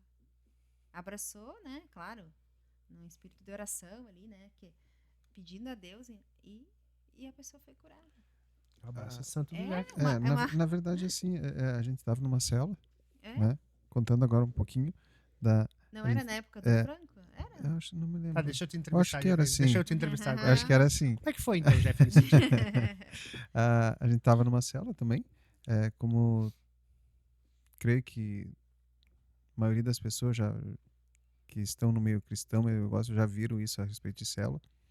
E tinha um senhor nessa célula. E ele estava com câncer de próstata. Como é que se fala mesmo? Diagnosticado. O câncer, inclusive ele estava com uma bolsinha e tal lá aquele dia. E ele foi na célula. Ele é pai de uma comadre nossa e tal. E ele estava naquela célula lá e no final da célula a gente foi orar, agradecer a Deus por aquele momento e tal. E Deus falou nitidamente no meu coração, abraça ele, sabe? E quando eu abracei ele, aquela palavra da mulher do fluxo de sangue, que Jesus fala, eu senti que de mim saiu virtude, senti que de mim saiu algo diferente. Aquele dia eu senti que de mim saiu algo diferente, sabe? E pela honra e glória do Senhor, sabe? Usando a minha vida ali naquele momento ali, até hoje eu vejo ele na rua caminhando. Ele deve ter que idade hoje? Que ele deve ter uns 80 alguma coisinha assim, firme, forte, foi curado, Deus curou ele, sabe? Assim, ele mesmo falou isso, sabe, a respeito de que ele foi curado. Então eu vejo assim que às vezes um abraço, aquele trabalho que vocês fazem ali do Doutores da Graça, Doutores da Vida, sabe, chegar no hospital, você poder olhar para uma pessoa assim, aquela pessoa sentir que você realmente está amando, está ali, você ama estar fazendo aquilo, abraçar aquela pessoa, até mesmo um sorriso naquele momento ali faz toda uma diferença. E tu sabe que eu fiquei impactado quando eu vi a Carla fazendo. Quando eu vi a Carla, eu disse, meu Deus, a Carla está fazendo Doutores da Graça. Eu disse, não é mais a Carla, é a outra Carla que está ali. Eu pretendo voltar. Um dos meus projetos é voltar para os doutores, né? Fazer um novo treinamento, né? Porque as coisas mudaram. Sim. Mas só uma colocação que eu gostaria de fazer é que dentro do hospital a gente só vê pacientes, mais pacientes do que acompanhantes, né? Sim. Eu fui acompanhante por muito tempo. Mas a gente esquece de ver uma coisa muito importante, né? O Franco até colocou que é a equipe, Sim. A equipe que trabalha, né? A equipe médica, né? Nem são todos ruins, né? Mas assim, uma coisa que eu quero deixar bem clara, quando eu falo em equipe, eu quero falar dos enfermeiros, das enfermeiras e de alguns médicos. Às vezes, eu lembro que quando eu ainda estava fazendo parte dos doutores que a gente visitava aqui, o Santa Terezinha e outro hospital, eu lembro que até lá em Sombrio, em Jacinto, que a gente foi fazer uma visita, os próprios enfermeiros cansados, exaustos, sabe? Às vezes um abraço virava em choro, virava em alegria, virava em sorriso. Sim. sabe? Eles também são importantes. Sim, né? Com certeza. Graças a uma enfermeira, eu aprendi a cuidar do Franco, eu aprendi a fazer curativo, eu aprendi a fazer muita coisa, né? A gente tem relatos de conversão de enfermeiros, de técnicos de enfermagem, de gente que procurou outras igrejas depois, ou mesmo as nossas, e passaram a frequentar por causa de um abraço. Exatamente. Então, é importante esse trabalho, não só para o paciente, para o acompanhante, mas como para o hospital inteiro, trabalhando né? A ali. equipe toda. A minha irmã, antes de vir a falecer, a gente estava num propósito de oração, né? Porque a gente queria muito que Deus curasse, né? Que Deus trouxesse ela. Né? Ela não chegou a acordar, ela entrou em coma e ficou. Mas eu lembro dos doutores dando um abraço no hospital. Sim. Sabe, a gente fez uma volta no hospital, e não só por ela, mas por outros pacientes também. E depois que foi feita a oração ali e tudo, as pessoas chegavam até os doutores, né? Porque isso é muito interessante, né? As pessoas vão quando vê um jaleco e um nariz. Né? Sim. Isso é muito legal. Então as pessoas iam pedir, por favor, vai lá e visita o fulano. Sim. Aí vinha uma enfermeira, assim, eu nunca vou me esquecer. Pode me dar um abraço? Sabe, eu tô a 3 turnos, eu tô cansada. E a gente, às vezes, quando tu tá no hospital como acompanhante ou como paciente, tu não vê o lado deles. Sim. Né? A gente só quer o quê? O conforto da gente e do imediato ali, né? Da solução, né? Não dá para sacrificar todos. Sim. Né? Enquanto o Franco teve na ala da Unacom, toda a ala da Unacom, assim, eu me refiro às técnicas e às enfermeiras. Eu sou muito grata a elas. Unacom seria o quê, Carla? Lá no São José. É onde lá em Criciúma. É em Criciúma, é onde está. O hospital de Sombrio também. Ele também tem seu mérito. Né? Mas é que o Franco ficou mais tempo em Criciúma mesmo, né? Olha, eu te digo que ele está virando VIP agora do Hospital de Sombrio também, né? Ele já tá ali, ó. Ele já fez carteirinha, já? Já tá parelho, né? Para te ter uma ideia, a última internação do Franco, né? Agora ele tem, cada vez que ele é internado, ele fica em isolamento por conta da bactéria que ele teve. Ele ficou, então, lá embaixo, o hospital estava lotado, né? E daí eu fui atrás de um médico, porque eu achei, né? Ele estava lá, já estava com bastante dor, e eu disse, alguém já falou contigo? Alguém vem aqui? Não veio ninguém. Aí eu fui atrás de buscar um médico. Daqui a pouco me veio um guri, né? Ele mal conseguia andar. E eu disse assim, e eu achei que era um enfermeiro. E daí eu disse assim, tá, tu é o médico? Ele assim, sou, eu digo, mas meu Deus do céu, homem. Por que tu tá desse jeito? Porque ele mal conseguia caminhar. Ele assim... Cansado? Não, ele tava mal da coluna, ele tinha dado mau jeito na coluna. E eu disse assim, tu tá aqui? Ele assim, as pessoas precisam que eu esteja aqui. Sim. Eu preciso estar aqui. Eu não posso virar as costas e sair e deixar... Né? Não tem outro médico. Ainda existem médicos assim, glória a Deus. Né? Aí tinha uma enfermeira que ela era chamada assim, me chamou a atenção essas duas situações, né? Dele veio cuidar do Franco, a gente ficou um tempo ali conversando, precisávamos de um quarto para ele não podia ter contato com outras pessoas e tal. E tinha uma enfermeira que estava responsável pelo Franco. Mas ela não estava só responsável pelo Franco, ela estava responsável praticamente pela enfermaria inteira, né? Pela emergência toda. Sim. E era fã pra lá, fã pra cá, fã pra lá. Eu disse pra ela assim, tu já parou pra comer? Ela disse, eu não tive tempo.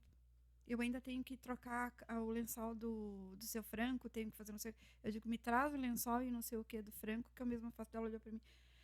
O olho dela encheu de lágrimas, sabe? Não, moça, pode deixar que eu faço. Eu já tô apta. Me falta só o... Já tô treinada. Tô treinada. Me falta só o diploma mesmo, que eu não tenho. E daí eu disse, não, pode ficar tranquila que eu troco. Tira um tempinho pra ti. Então, assim, a gente também tem que... Importante falar sobre os profissionais da saúde também. Os profissionais da saúde. Eles são muito importantes. Né? Não dá pra botar todos num saco, porque, assim, são poucos. São muito poucos os que não estão ali por amor, que não estão ali porque querem. É raro. A maioria que trabalha na área da saúde, eu acredito, né, porque assim, cuidar de um paciente acamado, de um paciente que não mexe, de um paciente que não fala, de um paciente que precisa de curativo com bastante constância. De um paciente que já está irritado por estar tanto tempo lá. Exatamente. Eles acabam descontando nelas. Né? E vocês acreditam que teve a enfermeira do bloco disse pro Franco que eu emanava paz. Aí eu tô assim, Meu meu Deus, Deus, depois de eu ter glória a brigado com o hospital Deus. inteiro. Né? Mas o que acontece? ai. Quando tu passa muito tempo dentro do hospital, tu começa a perceber aquilo que tu não deve fazer. Uhum. Né? Teve uma situação uma vez que tiveram que chamar uma enfermeira de um outro bloco para poder ajudar no NACOM, porque eles estavam com bastante intercorrência e elas não estavam dando conta. Sim. Aí, do nada, um acompanhante se estressou, se desesperou, sei lá o quê, e bateu no enfermeiro. Meu Deus. E eu tava na porta, porque daí eu não conseguia mais dormir mesmo, então eu ficava cuidando, né? E eu fui até ela e falei, e tirei a menina e botei ela pra trás. Eu falei, por que tu bateu nela? Ah, porque ela não fez isso, não fez aquilo. Eu digo, ela não tá. Tu sabia que ela não é desse bloco? Tu sabia que ela tá fazendo um favor pra vocês? Olha só, né? Eu digo, um pouquinho mais de... Ah, mas ela não veio na hora. Eu digo, sim, mas tu viu quantas coisas aconteceram neste momento? Tu viu quantas macas passaram correndo? Tudo que elas estão correndo? Eu tenho certeza que ela nem parou para comer ainda. E daí eu disse, tu não pode sair agredindo, não é assim. Aí eu aprendi que também não é no grito que se resolve as coisas. Né? Uhum. É Sim. conversando. Eu disse pra ela, a senhora tem que ter paciência, tem que ter um pouquinho de calma, não deu agora, mas daqui a pouco vem. Sim. Eu digo, qual é o problema do seu esposo? Ah, porque tem que trocar. Eu digo, mas a senhora pode muito bem trocar. Às vezes as pessoas esperam que os outros façam tudo, Os outros né? façam, Sim. né? Porque eu, no hospital, eu trocava, eu ajudava com curativo, eu dava banho, porque eu achava importante. Mas nem todo mundo tá disposto a isso, né? Acha que tá lá, precisa que alguém faça, né? Então, a visita dos doutores no hospital, ela não é importante só para o paciente, para o acompanhante, mas eu pra acho que para todos, para o Uhum. hospital todo. Traz um alívio para todo mundo. Exatamente. E até que agora a gente falou a respeito de como foi receber a notícia da doença, como foi o processo, que claro que se a gente pegar a fundo a gente vai ficar aqui 2, 3, 4 horas falando, né? Mas Franco, eu queria saber de ti agora, cara, como é que tem sido isso agora de hoje, você tá vivendo, tipo, hoje, que nem tu falou antes, comentou antes, você disse que a cada 75, 90 dias você tem que estar vivendo uma nova cirurgia, sabe? Você está vivendo nesse período assim, naquilo ali não sabe o que vai acontecer. Mas, e agora chegando tudo isso, você se formando, você escrevendo um livro, Tem que falar do livro né? também, Escrevendo um livro, o que isso significa para ti? O que tu acha que está acontecendo dessa forma? Eu creio que é a mão de Deus. Eu também acho que você crê isso, que é a mão de Deus fazendo tudo isso. Eu acredito muito nisso. Eu digo que eu já cumpri a tríade, né? Aquela história de plantar uma árvore, de fazer um filho, né? e Escrever um livro. Escrever um Fala livro. um pouquinho sobre o livro também. Mas eu ainda tenho bastante coisa para fazer, não tá Sim. pronto a Não. isso. Ainda é isso, né? O que tu me perguntou? O que você pensa sobre isso hoje? Tá se formando depois de 30 anos, né? Depois de 30 Escrever anos, um livro. concluí a faculdade, escrever um livro e tudo isso. Eu vejo isso como uma grande lição para mim. Não vejo nem como vitória, mas mais como lição mesmo. Uhum. De se achar incapaz de fazer as coisas. Houve um momento em que eu achava. Eu vejo isso mais como uma lição e não como uma vitória. Poderia ver como vitória também, né? Uhum. Mas eu vejo mais como lição porque houve muitos momentos em que eu achava que eu não conseguiria mais. Sim. Achava que eu não conseguiria mais. E além de Deus, eu tive sempre a Carla do meu lado, me dando esse gás, né? Minha família toda, as meninas, o Iago. Mas uma coisa que eu queria muito falar e que eu acho que eu agradeci nominalmente pouco foi a nossa igreja. Né? Eu sei que a maioria do público de vocês é de cristão. Sim. E é de cristão frequentador de igreja. E em raros momentos eu vi uma igreja sendo igreja tanto quanto, isso é muito importante falar mesmo. Quanto nessa situação que eu vivi e que eu vi de perto. Sabe? Em muitos momentos Porque, claro, oração é importante, mas a ação também é. Sim.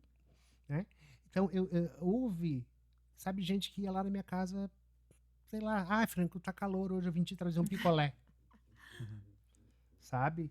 Ou, hoje eu vim...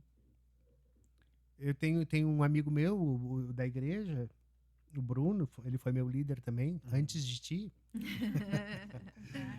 Meu compadre. E por muito tempo o Bruno foi na minha casa fazer minha barba. Sabe? Toda semana o Bruno ia lá em casa fazer a barba. Irmãos que foram lá em casa podar as minhas árvores, cortar grama. Isso é ser igreja. Fazer aquilo que podiam fazer, sabe? Eu tenho gente que foi na minha casa simplesmente sentado do meu lado. Sem ficar me lembrando que eu estava doente o tempo inteiro. Porque chega um momento que a gente não quer mais falar nisso. Sim. Que o assunto é só esse. Sim. Né? Só de saber, eu vim aqui para ficar contigo. E sem falar na questão financeira, né? Minha renda caiu bastante, a Carla saiu do emprego. Então a igreja teve meses que pagou meu aluguel, que botou comida na minha mesa. E isso foi muito importante, muito fundamental, assim, para a gente perceber que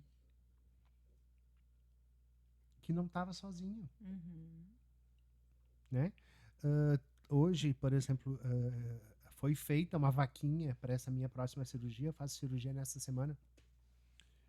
E eu ainda fui resistente em fazer no início. Sim.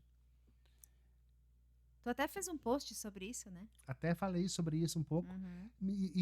E fiz porque algumas pessoas, por uma questão legal que eu digo de legislação mesmo. O trâmite, né? Quase que eu não consigo fazer. E numa das postagens eu perguntei, gente, o que eu faço? Alguém que tenha mais experiência que eu, experiência que eu digo jurídica mesmo. Sim.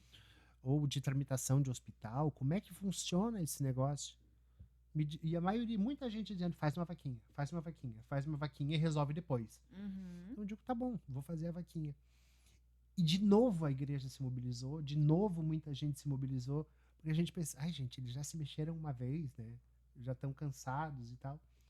Mas não. Então, esteja atento. Eu digo que ser igreja é também estar atento. Sim. O teu irmãozinho do banco, do lado, aquele que o pastor diz assim, vira pro teu irmão e diz, a paz do Senhor, aquele irmão, talvez, naquele dia, tudo que ele precise seja da paz do Senhor. Né? Pastor, de novo, né? Mas isso é uma forma de fazer a gente olhar pro irmão que a gente nunca viu, apesar dele estar ali sempre. Sim, sim. Mas uma coisa, eu acho que tu vai concordar comigo. Uma coisa que é bem importante também, já que você está falando, né, sobre a igreja, é falar sobre o apóstolo. Assim. Né? O apóstolo Ciel. Por quê? O exemplo, ele arrasta. Né? Então, eu creio que ele esteve também incansavelmente contigo. Né? Tu tem testemunhado, né, que ele te levou várias vezes para as tuas consultas. Ele foi meu motorista às particular. Às vezes, mais do que uma vez num dia, né, te levou, ficou esperando de madrugada dentro do carro enquanto tu aguardava atendimento no hospital para ver se ia ficar internado, se não ia. Então, tudo isso é importante também, porque a igreja é o reflexo dele. Né? A igreja segue os passos. Eles aprenderam assim. Aprenderam com ele, né? Então, é importante honrar a vida dele também, né? Dos dois, né? Do apóstolo da apóstola Marcela eles também, foram né? Muito importantes nessa caminhada. E uma coisa que a gente nunca pode esquecer, sabe? E que eu sempre digo pro Franco. Hoje eu ainda disse para ele, a gente é muito abençoado, né? Então, assim, eu agradecer a Deus pelos mínimos detalhes é importante. E uma outra coisa muito importante, tá? É a minha sogra. A minha sogra nessa caminhada com o Franco, ela foi incansável, sabe? O picolé era ela que levava. Ele podia comer? Não. Mas era o que ela podia fazer. Sim, querida. Né? E ficar com ele. Ela ia às vezes e não falava nada. Às vezes ela dormia com ele. Os dois no sofá. A gente teve uma conversa. Uma vez eu e ela no sofá.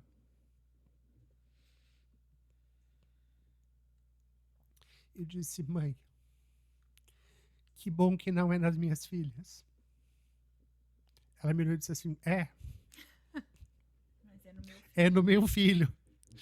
E nessa hora eu entendi tanta coisa, né? Porque eu digo, puxa vida, que droga. E ela passou por tudo isso e por todo esse tempo sem poder chegar perto, porque todo esse tempo de hospital foi pós-Covid, então ela não podia entrar no hospital, ela não pôde me visitar nunca. Então foi um tempo muito difícil para ela também. Eu imagino. Hoje a gente é vizinho de muro. Então a gente está bem próximo e ela tem acompanhado mais de pertinho. E ela vai assistir o podcast, né? Tem sido um tempo Beijo, maravilhoso. Regiane. E eu te digo, tá? Nem toda sogra é ruim. A minha sogra é uma bênção Ela é uma de Deus. querida, né? Gente, eu sou muito, muito grata a ela. Né? Muito grata pela vida dela, tudo que ela fez pela gente, né? E também não posso esquecer da Ana Clara. Gente, a Ana Clara ficou no Covid com o Franco, porque eu peguei Covid no hospital. Sim, Eu também. lembro. E essa menina, gente, No meio de tudo teve um Covid. Ela Sim, ficou meu noites Deus. e noites numa cadeira de plástico, né? E esqueceram de levar comida para ela. Ai, meu Deus. Quando eu descobri, eu digo, meu Deus, como assim não estão deixando entrar comida, mas deixaram entrar uma TV? Aí eu já fiz um escarcel também, claro, né? Eu sendo eu. Então, assim, a minha sogra é uma pessoa muito especial. Muito especial. E hoje a gente é vizinha. Agora eu tenho a minha cunhada que está morando lá pertinho também. Então a gente está com a família do Família Franco tá toda Montamos um reunida. condomínio. Toda junta. Pertinho, Estamos pertinho, num condomínio. Falta vocês um dia, quem sabe. É, Deus sabe. Deus sabe de todas as coisas. Aí, deixando aqui um abraço pro apóstolo Ciel. Apóstola Marcela também. Apóstola Marcela. Que o apóstolo Ciel, no momento que eu estava bem abatido, decepcionado com muitas coisas, ele me trouxe uma palavra Ele foi uma voz profética, né? que até hoje eu guardo essa palavra no meu coração, sabe? Que Deus continue derramando das bênçãos dele sobre a vida dele, sobre a casa dele, sobre a família dele, né? E que ele continue sendo usado como ele sempre foi, né? E eu vi que todo momento que vocês passaram, que vocês viveram lá, nessa trajetória dessa doença, vai para o hospital, vem para o hospital, eles sempre estiveram junto com vocês, né? Nunca, não foram aqueles de, não, deixe que se virem, deixe que... Não. Eles abraçaram vocês, disseram, nós somos família, nós somos igreja. Eles abraçaram a né? causa para eles. Chamaram para eles a responsabilidade de me cuidar. Sim. E tu não falou do livro, Franco. Fala um pouquinho. Pois é, pouquinho. Ele falando do apóstolo. Me lembrei agora, né? Ele do escreveu apóstolo livro. Ele escreveu o prefácio do meu livro, né? O livro. Mas voltando ao livro, mandei uma prova do livro, então, para análise, né? E esse livro deve estar provavelmente mês que vem, mais tardar no início do outro. O editor esse me falou de alguns pontos que faltavam e tal. Aí me sugeriu um prefácio que fosse feito por o meu líder espiritual e talvez alguém da área médica. Conversei com o Ciel, conversei com a minha onco. Ela ficou meio assim, Franco, não sei se eu vou saber escrever e tal. E o prazo também era muito curto. Sim. Então, o Ciel escreveu, tu leu? Sim. Ele é um querido, foi um querido. Então, só pelo prefácio do Ciel, o livro já vale a pena. Já, com certeza. Então, logo, o pessoal que me acompanha, que me conhece, eu vou lançar ele no meu Instagram ali.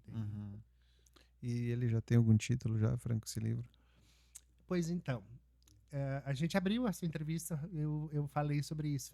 O título do livro é Não Sou Guerreiro, mas sei quem luta as minhas pelejas.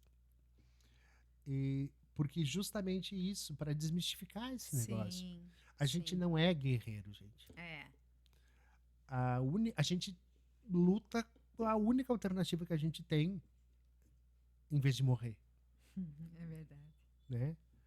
E porque quando morrer passa a ser uma opção, ela é a principal opção. E eu aprendi assim. Não é guerra.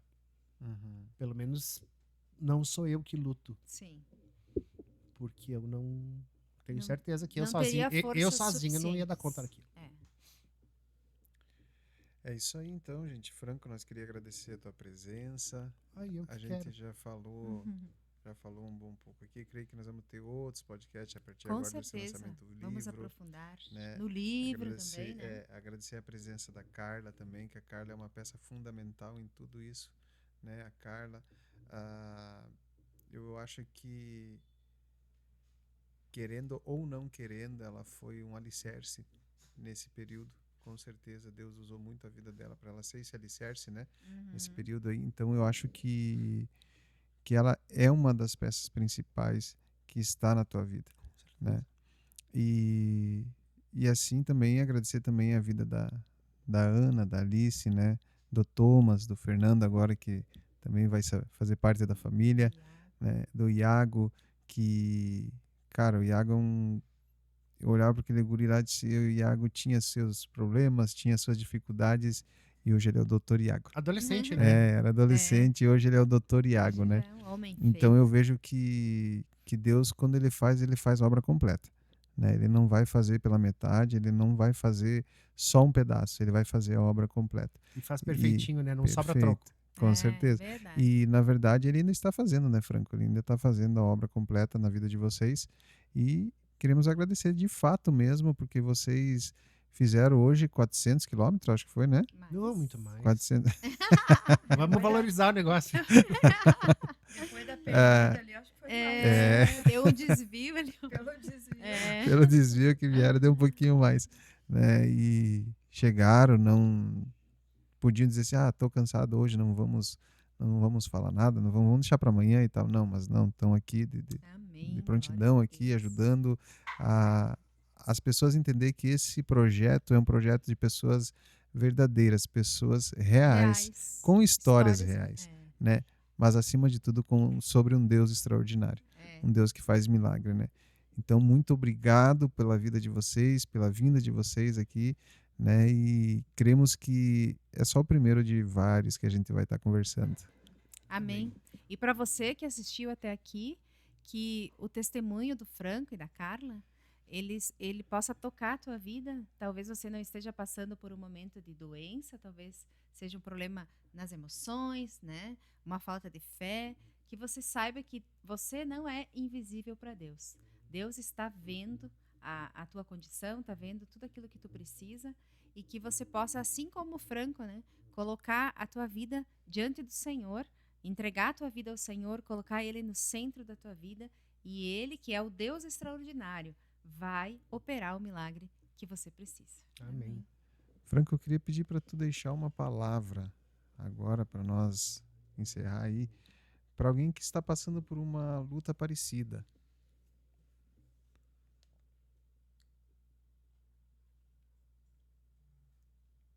Continue a nadar. É isso. Isso aí. Não pare. Não pare, não desista. Que na hora que a gente desiste, na hora que a gente para de nadar, a onda leva. Lutar até o fim. É muito importante isso. E acreditar que Deus está ali. Com certeza. Né? Nos momentos de dúvida, Deus está ali. E não segurar isso para si. Dividir com as pessoas. Né? Tem aquela palavra de que Arão e Hur, né? Mantiveram os braços. Seguraram os braços de Moisés. Mantiveram os braços de Moisés em pé. A gente precisa das pessoas. Sim. Né? Muitas vezes, no momento mais difícil, a gente se retrai, a gente se isola, a gente se fecha. Não faça isso. As pessoas são boas. Ainda existem pessoas. As pessoas são boas. Maravilhosas. E Carla, para ti, Carla, que palavra tu deixaria para a pessoa que está do lado de uma pessoa que tem passado por tudo isso na saúde, mas você é uma pessoa que está ali do lado, ajudando, sabe, querendo ver a pessoa realmente sair daquela fase. Toda a experiência, né, que você teve. Eu diria o seguinte, que o casamento, o companheirismo não é só um contrato, né? Tá escrito lá que não é só na alegria e que é também na tristeza. Que é também na tristeza, na saúde, na doença, né? e que não desistam, né? Não desistam porque, gente, vale a pena. Sabe, os milagres acontecem. Preste atenção ao seu redor, nos pequenos detalhes. Aproveitem a vida, curtam, parem de correr um pouco, olhem para si, sabe? Cuidem da saúde, né? Se permitam ser cuidados também, né? Abram seus corações, né? Não façam como eu fiz, eu demorei muito, né? É isso que eu tenho para dizer para as pessoas, né? Não desistam, né? Se cuidem. Amém. E como de costume, a gente hoje vai fazer uma oração, nós 4 juntos aqui, agradecendo a Deus por esse tempo que nós tivemos hoje e por aquelas pessoas que também vão estar assistindo esse podcast hoje. Senhor querido, Pai, nós queremos te agradecer, ó Deus, por tudo que tu tens derramado, por tudo que tu tens feito, Senhor. Pai, que aonde chegar, Senhor querido, essas imagens, onde chegar, Senhor querido, essas vozes, Pai nosso, ó Pai, aqui falando, contando, testemunhando, Senhor querido, teus milagres, ó Pai, através da vida do Franco, da Carla, ó Pai, que tu venha, Senhor, que derramar da tua cura e da tua bênção, ó Pai. Te agradecemos, ó Deus, porque tu tens soprado, Senhor querido, ao nosso coração esse projeto e cremos que tu irás soprar, Senhor, muito além disso, ó Deus. Pai, em nome de Jesus, ó Pai, guarda a vida de cada um, Senhor, que está ouvindo, Senhor querido, essa oração. Guarda, Senhor, liberta, ó Pai, cura, Senhor querido, de toda ferida, de toda amargura, de toda dor, Senhor querido, ó Pai. Se há alguém enfermo, Senhor querido, que receba a cura em nome de Jesus, ó Pai. Eu te peço, meu Deus, nesse tempo, Senhor querido, que tu venhas derramar da tua presença, ó Pai. Em nome de Jesus. Amém. E você que nos acompanhou até aqui, não esquece de ir lá curtir, comentar e compartilha com um amigo. Segue lá o podcast Chamados e que Deus te abençoe e até o próximo episódio. Nunca desista da vida, tudo é possível ao que crê. Sempre existe uma saída, Deus não se esqueceu de você.